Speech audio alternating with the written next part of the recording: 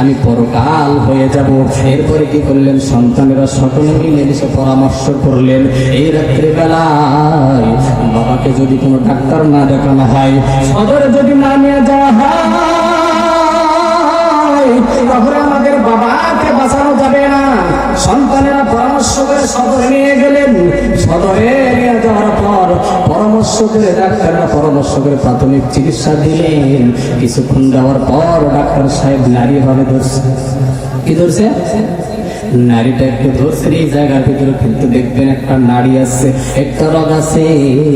এই রোগে হাত দিলে বোঝা যায় এই ব্যক্তি জীবিত না মৃত। কথা বলেন ঠিক কি না? ডাক্তার সাহেব এই জায়গা হাত লাগায় ডাক্তার বলতেছেন, রে আব্দুর রহিম, তোমার বাবা দুনিয়াতে নাই, পরকালে চলে গেছে। কোথায় গেছে? তোমার বাবা আর নাই। এই দুনিয়ার জমিনে কথা আছে না নাই? কত সুন্দর করে শুধু এতটুকু বলবে, আমার বাবা আর নাই। এই তো কান্নাকাটি শুরু করে দিচ্ছে। ওই চুপুই খালি আপনাদের বলি উদাহরণ দিয়ে একটু বোঝার চেষ্টা করবেন আপনাদের দুনিয়াতে ধোঁকা কতটুকু, আপনারা ধোঁকার ভিতরে পড়ে আছেন। এবং ঘুরে যখন ডাক্তার সাহেব ডাক দিয়ে বলতেছেন, আব্দুর রহিম, তোমার বাবা দুনিয়া ছেড়ে চলে গেছে, তোমার বাবার লাশটা বাহির করো, নিয়ে চলে যাও। এবার বড় ছেলে ছোট ছেলেকে ডাকতে বলতেছেন, ভাই তুই ধর। এবার মেজো ছেলে ছোট ছেলেকে ডাকতে বলতেছেন, ভাই তুই ধর। কারণ বাবা তো মারা গেছে, বাবা তো এখন ভূত হয়ে গেছে। কথা বলেন ঠিক না? এই করোনার ভিতরে আপনারা দেখছেন বাবা কত ভূত হয়ে গেছে, কত মা ভূত হয়ে গেছে, কত সন্তান ভূত হয়ে গেছে। কারণ তার গায়ে হাত তুলে ভূতে ধরবে। এই চিন্তা করা তিনটা সন্তান ডাকতে বলে, তুই ধর, তুই ধর।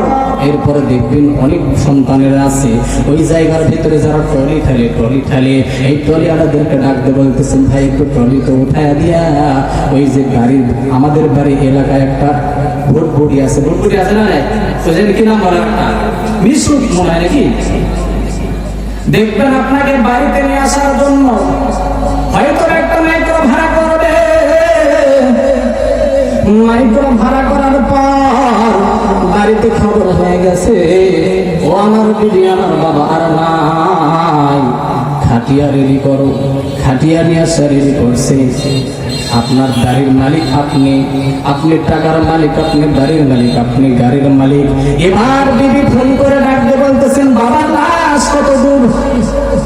বলে আর একটু আসলে বাবার লাশ আসে।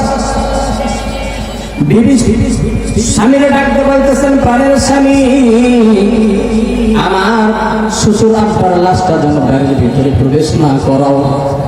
বলে কেন? আমার ছোট ছোট সন্তানগুলো আছে, এই সন্তানগুলোকে ভূতে ধরবে, এই সন্তানগুলোর উপর রোহের আসর পড়বে।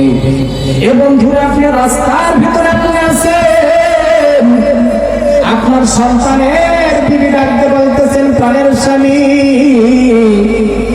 শ্বশুরের লাশ বাড়ির ভেতরে ঢুকাইয়েন না।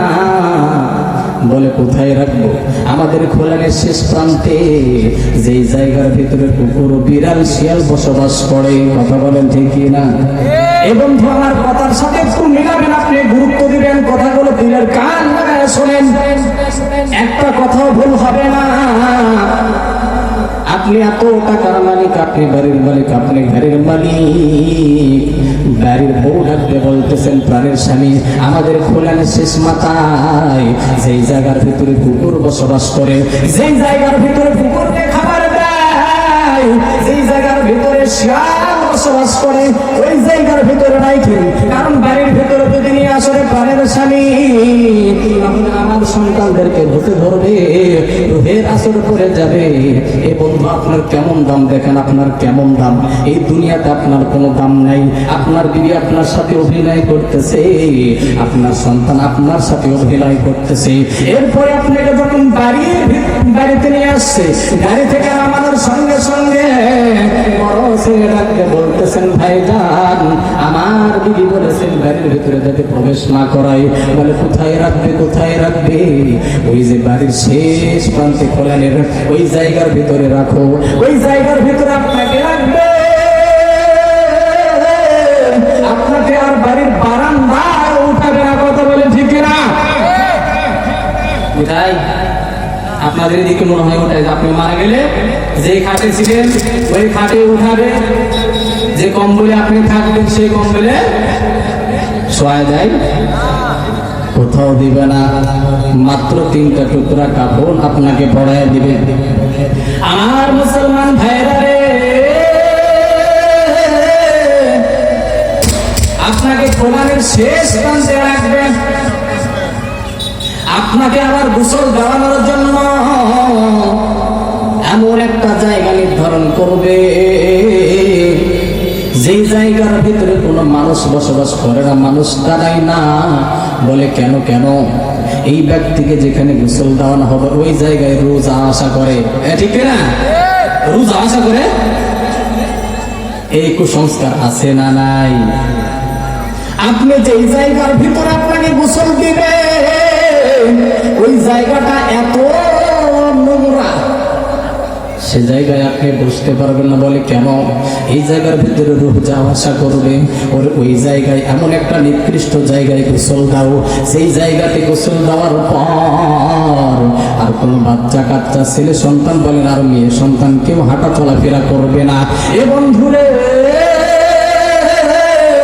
আমি শুধু আপনাদের এতটুকু দাম বুঝাইলাম কেমন ধোকার ভিতরে আমরা পড়ে আছি।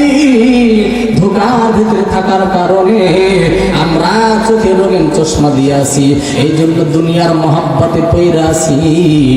দুনিয়াটা বড় ভালো লাগে, দুনিয়ার সংসার বড় ভালো লাগে, দুনিয়ার টাকা পয়সা ব্যাংক ব্যালেন্স বড় ভালো লাগে। দুনিয়াটা ধোকার ভিতরে পইরা, এই জন্য তো ফজরের সালাত আমরা আদায় করতে পারি না, 5 ওয়াক্ত নামাজ ঠিক মতো আদায় করতে পারি না, কারণ আমরা দুনিয়ার মহব্বতের ভিতরে পড়ে আছি। এই দুনিয়া একদিন আপনাকে ছেড়ে দিবে, কথা বলেন ঠিক কিনা? এই দুনিয়াটা আপনাকে লাথি মেরে কবরে পৌঁছায় দিবে, এই দুনিয়াটা আপনার সাথে ধোঁকাবাজি করবে, এই দুনিয়াটা আপনাকে এমন ভাবে ধোঁকাবাজি করবে আপনি নিজেও টের পাবেন না। এই জন্য দুনিয়াটা হলো ধোঁকার জায়গা। এবং ধরে আপনাদের এতটুকু কথা বোঝানোর জন্য এতক্ষণ পর্যন্ত বয়ান করলাম। বিষয়টা হলো এই দুনিয়াটা থাকার জায়গা নয়, এই দুনিয়াটা ছেড়ে আমরা সকলে অন্ধকার কবরে যাব। যাবো কি যাব না? 3.5 হাত, কতটুকু? 3.5 হাত জায়গা। অনেক ব্যক্তি আছে দেখবেন এইভাবে হাত দিয়ে দেখায় দেয়, হুজুর ওই দেখতেছেন ওই 2 দাগ আমার, বল ওই বাড়িটা আমার। আমার হাতের দিকে একটু লক্ষ্য করেন সকলে। কি বলে? চাচা কয় বিঘের মালিক আছে কিছু না? বলে এই বাড়ি আমার, ওই সম্পত্তি আমার। আপনারা কি নিজের দিকে দেখে দিচ্ছে? হাতের দিকে তাকান, এভাবে বলে না? বলে হুজুর ওই 3টা দোকান আমার, ওই বাড়িটা আমার, ওই সম্পদটা আমার। এখানে কি বলে জানেন? আমার দিকে সকলে খেয়াল করেন, এইভাবে শাহাদত আঙ্গুল দিয়ে দেখাই দিতেছে ওই দোকানটা আমার, ওই বাড়িটা আমার, ওই গাড়িটা আমার, ওই সম্পদটা আমার। কিন্তু এই দিকে আরের কয়টা আছে ভাই? 3টা, আর এটা একটা। এই 3টা মানে এভাবে ব্যাখ্যা করে কিন্তু সরাসরি দেখায় না। মানে এখানে বুঝাইতেছে আল্লাহর নিদর্শন, যদি যতই বল বেটা ওই বাড়িটা তোর, ওই গাড়িটা তোর, কিন্তু আমার আপনার 3.5 হাত জায়গা। 1, 2, 3। আর এখানে ব্যাখ্যা করেন আপনি, আপনি নিজেই বলতেছেন এখান থেকে চোখে যা দেখা যায় সবকিছুই আমার, নেভার ওগুলো আপনার নয়। আপনি নিজেই বলতেছেন, আপনার হাত দ্বারা বলতেছেন ওই দিকে যতই কিছু দেখছেন পায়ের নিচে মাত্র 3.5 হাত নাকি 1, 2 এখানে ঠিক না? আমি ভুল বললাম? এই যে দেখেন আমি দেখে দিতেছি, কিন্তু আমি ভুল বললাম? 1, 2, 3। আপনি যখন বলেন ওই সবকিছুই আমার, কিন্তু না, আপনার নয়। আপনার হাত দ্বারা আপনি দেখাই দিচ্ছেন ওইটুকু আমার, কিন্তু আপনার আরো 3টা আঙ্গুল মানে 4টা আঙ্গুল মিলা 3.5 হাত দেখাই দিতেছে যে তোমার পায়ের নিচে যে 3.5 হাত এটাই হলো তোমার। কথা বলেন ঠিক কিনা? এছাড়া আর কিছুই নাই। বাড়ি যে বাড়ির জায়গায় বাড়ি পড়ে আছে, গাড়ির জায়গায় গাড়ি পড়ে আছে, দোকানের জায়গায় দোকান পড়ে আছে, কিন্তু দোকানদার বলে দোকানদার কই? এই যে বললাম ওই পুকুর পাড়ে শুয়ে আছে, ঘরে বাড়ির মালিক বাসের ধারে, ঘরে গাড়ির মালিক ওই দেখতেছেন কবরস্থানে। এটাই হলো দুনিয়া। দুনিয়াটা মস্ত বড়, খাওয়া দাওয়া ফুর্তি করো, কথা বলেন ঠিক কিনা? ফুর্তি করবেন? দুনিয়াটা ফুর্তি করার জায়গা নাই, দুনিয়াটা হলো কামায়ের জায়গা।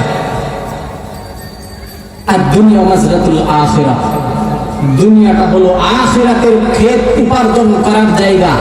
এখানে যদি আপনি উপার্জন না করেন তাহলে পরকালে যায় উপার্জন করতে পারবেন না? পারবেন নাকি? কখনোই পারবেন না। এখানে আপনাকে উপার্জন করতে হবে, আপনাকে ইস্তেকামাত থাকতে হবে যে আমি যতদিন বাঁচবো ততদিন তার ইবাদত করব। আসমানের মালিককে, জমিনের মালিককে, হায়াতের মালিককে। আমরা যুবক বয়সে মনে করি আমি কখনো মরবো না, বুড়া না হলে মরবো না ইনশাআল্লাহ, নাকি? মৃত্যু কিন্তু বুড়া দেখে না, যুবক দেখবে না, ছোট্ট বাচ্চা দেখবে না, চ্যাংড়া দেখবে না, বুড়া দেখবে না, সুন্দর দেখবে না। মৃত্যুর সময় যখন হবে আজরাইল আপনাকে টুক করে উঠে নিয়ে চলে যাবে। যেমন দেখেন আপনি যখন বড়শি ফেলেন, সামনে টুক দিয়ে রাখছেন মাছ ধরার জন্য, মাছ ধরার জন্য মাছ কূপে ঠোকাইতেছে, টোকা মারতেছে, এই উঠবে এই উঠবে, এবং দূরে আজরাইল আপনার ঘাড়ে বসে আছে, আপনি নিজেও জানেন না। আপনি যখন রাস্তা হাঁটতেছেন হঠাৎ করে উষ্টা খায়া পইরা গেছেন, বলতেছেন বাবার উষ্টা খায়া লোকটা মারা গেল।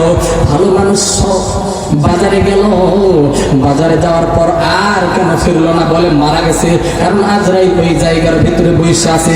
আজরাইল সুন্দর চেহারা দেখবে না, আজরাইল যুবক দেখবে না, আজরাইল বৃদ্ধ দেখবে না, আজরাইল কালো দেখবে না, ফর্সা দেখবে না।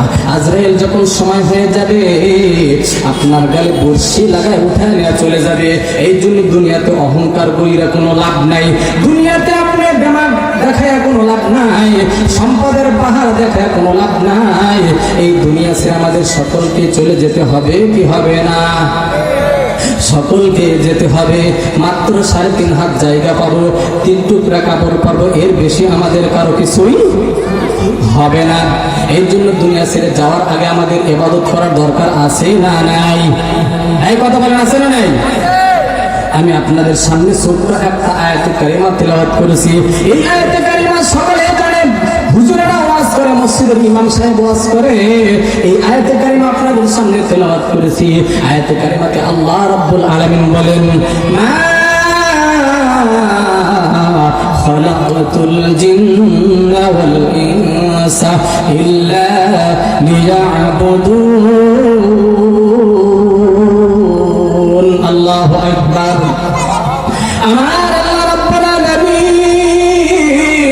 দুনিয়ার জমিনের মানুষগুলোকে সম্বোধন করে জানিয়ে দিলেন, এ দুনিয়ার জাতির মানুষেরা, আদম সন্তানেরা, আমি আল্লাহ রাব্বুল আলামিন দুনিয়ার জমিনে 2টা জাতিকে প্রেরণ করেছি, 2টা জাতিকে সৃষ্টি করেছি। 1 নম্বর হলো আদম জাতি, 2 নম্বর হলো জিন জাতি। আমাদেরকে আল্লাহ রাব্বুল আলামিন তার দাসত্বগিরি, তার গোলামি, তার তাবেদারি করার জন্য সৃষ্টি করেছেন। কথা বলেন ঠিক কিনা? আমরা আল্লাহর গোলামি করব ইনশাআল্লাহ, দুনিয়ার কোন মানুষের গোলামি করব না। আল্লাহ রাব্বুল আলামিন আমাদেরকে গোলামি করার জন্য প্রেরণ করেছেন। কতদিন গোলামি করবেন? আজকে না কালকে? অনেক বান্দা আছে, হুজুর এখনো সময় হয়নি নামাজ পড়ার, আল্লাহর ইবাদত করার এখনো সময় হয়নি। বলে কেন? বলে দাড়ি তো গজায়নি, দাড়ি তো পাকেনি, এখনো চামড়া তো ঢিল পড়লো না, চোখে তো কম দেখলাম না, কানে তো কম শুনলাম না। এই ধরনের প্লেয়ার আছে না নাই? আপনাদের এলাকায় নাই, আমার এলাকায় আছে। আপনাদের এলাকায় আছে? ফজরের নামাজে কয়জন? ফজরের নামাজ এই যুবক কয়জন? সুবহানাল্লাহ, সুবহানাল্লাহ। ফজরের নামাজে এই মহল্লা আর 500 জন আছে না নাই? আরো 500 জন ফজরের নামাজে কিন্তু অ্যাটেন্ড হইতে পারত। মাত্র 5 জন সালাত আদায় করে, আর গুলা কোন জায়গায় গেল? বলে ঘুমাইতে।